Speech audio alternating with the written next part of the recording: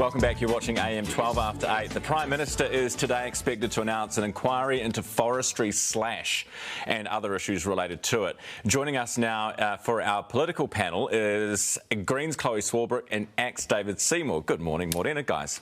Good morning. Great to have you here. I think the idea of this segment is that we have sort of the extremes of the political spectrum represented in Parliament in one panel at one time. So it's great to have you both here. Though I think you're going to say the same thing on this inquiry. You both agree with it. Chloe? Yeah, it's precisely what I would say. I think it's really important that we understand, obviously, what's occurring within the forestry sector with regard to slash. What the Greens have been saying for a really long time is that we also make sure that we include land use as part of that inquiry, but obviously also that action follows it up. And it's really important that it's not just industry dominated, but the communities that have been obviously really perversely impacted here are front and centre. We spoke to the industry this morning. David, should the industry pay to clean up their own slash, and are they to blame for some of the damage in Hawke's Bay, Gisborne? Well, as a basic principle, yes, people should pay for harms that they do to others. However, it's also really important to figure out what the facts are here and whose fault exactly it is. It may be, for example, that they have been hamstrung trying to remove slash by regulations and bureaucracy, that, for example, people can't go on and take material off their property that they'd like to use for firewood because the health and safety laws say you can't let people on your property if they're at risk. So just imagine all of those possibilities. That's why it's important that we don't have this big witch hunt where the forestry is bad, the slash is the problem. I mean, we need to understand and get to the bottom of it, dig into it, then we'll get some constructive solutions. Yeah, but see, there are people right now whose homes and bridges leading to their homes have been decimated by these logs, and they're listening to you, David, and thinking, I don't need people to sit around and talk more. I want the logs to stop coming down. Well, I mean, let me put it this way. I was in Napier on Saturday. I was lucky enough to go up in a helicopter to get a really good perspective of it. And I can tell you, every single bridge has slash beside it. You know, that is true. It is a major problem. And what I'm saying to you is, yes, that we hear that frustration. I understand the damage it's done. But that's actually the reason to work harder on getting a rational response, understanding why it happened, what happened. And really, if you care about those people, then you want the maximum level of understanding. All right, let's talk about how to pay for some of the rebuild. Chloe, the Greens are suggesting, unsurprisingly, a tax. Tell me, obviously we don't yet know how much it's going to cost, right? So there's a lot of unknowns, but you know, in a nutshell, what is it that you would do to pay for it?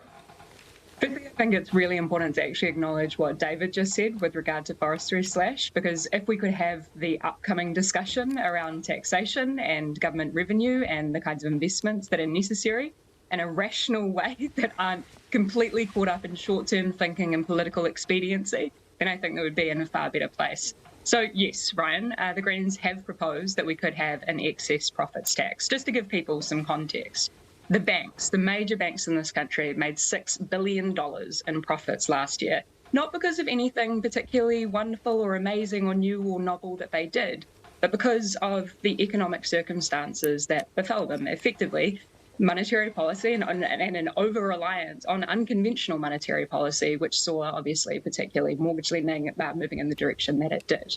What all of that means is that we have a situation where we have seen wealth inequality continue to increase in this country, and there's an opportunity for us to address that inequality, which I might add also has been increased by the likes of the flooding and the cyclone. Where's the line? What does excess profit mean? Is it, you know, a 100% markup, a 20% markup? Where is the line?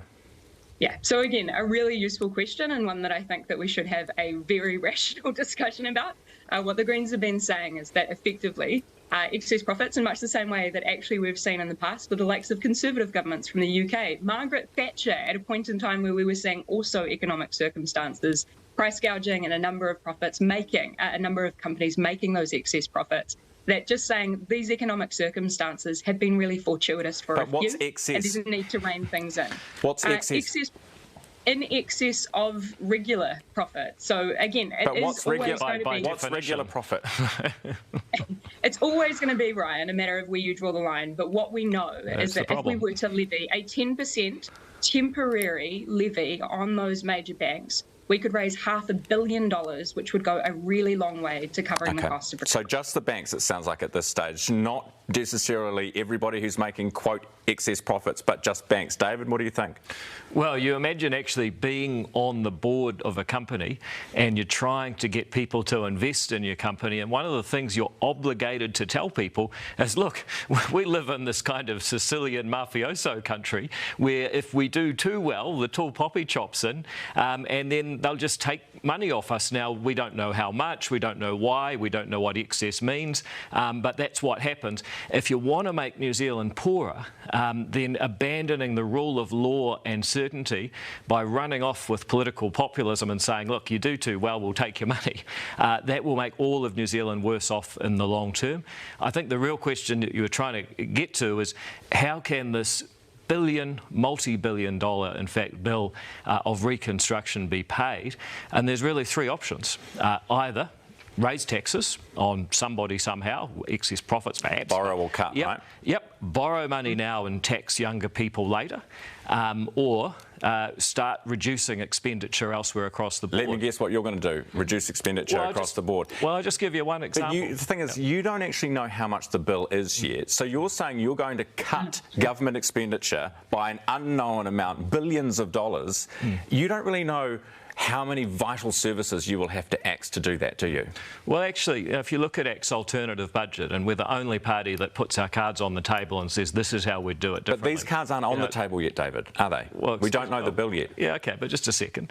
I mean, we showed in our alternative budget last year how we could reduce expenditure by $7 billion without touching health, education, police or any other vital service. So that was $7 billion then. Now, you're right, this could be more than that. It could be a lot more, we don't know, but I just make the point that before we start putting more taxes on people, before we start borrowing money, adding to inflation and putting taxes onto younger New Zealanders who will have to pay it back, we know that you could save at least $7 billion straight off the bat. Right. Unfortunately, that option doesn't get looked at. That's why ACT's here to look after taxpayers. Chloe, just before we go, I want to finish on you, because interestingly, David has a point that you in the Greens with this tax and ACT with the cutting spending are probably the two parties in Parliament right now that are talking about options that won't significantly add to inflation.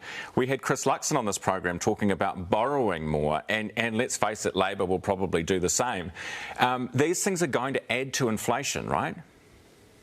Yeah, I mean, and that's been made really clear by the comments of particularly Adrian Orr, the Reserve Bank governor, when he increased the OCR just yesterday. And effectively, the kind of veiled threat behind that is that he will continue to do precisely that and still until we see that action necessary from the government. So I think it's really important that, again, as we've said with relation to forestry but that we have a very rational discussion about the kind of country that we want to build moving forward. We all knew coming into this, coming into the floods and the cyclone, we've all seen that the system hasn't been working particularly well. Even in health and education and housing, we still already in a status quo need far more money invested there. But we've seen really clearly now that we need to both address those infrastructural deficits and continue to build towards a climate-friendly future. And we can do both of those things. We did it in the wake of the world wars in the 1930s and 40s when we created the first welfare state. And we showed the values, our values to the world of looking after each other. All right, we have to leave it there, guys. Thank you so much for coming on the show. Chloe, next time we need to get you in the studio with David for our regular... I'm looking forward to it. I feel like you want us to have a fight, mate. Well, they're always trying to amp it up that way, but I mean, it's difficult because Chloe is by far the most sensible Green MP. There we go. There's 9 others you could get if you want that. There's a pat on the back, but a knife right next to it. Chloe, thank you. Chloe Swarbrick, the Green MP, and ACT leader David Seymour this morning, 22 after 8.